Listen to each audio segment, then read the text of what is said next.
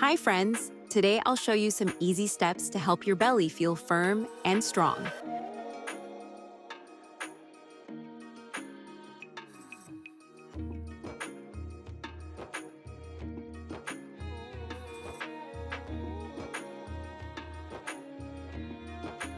First, let's warm up the muscles. Do gentle circles with your stomach or any light movements that feel comfortable. Warming up is very important.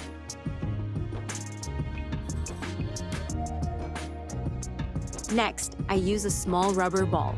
I tap lightly on the belly area with soft, gentle touches. Keep the movement easy, just touching the surface of the skin.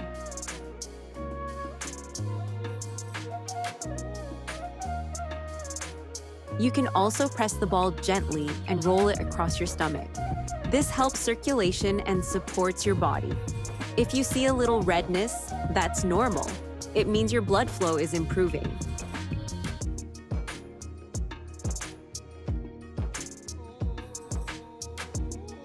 If you feel discomfort, stop right away. Always listen to your body. Finally, let's finish with some light circular movements or belly dance style rolls to relax the muscles and release tension. I hope you enjoyed these simple tips.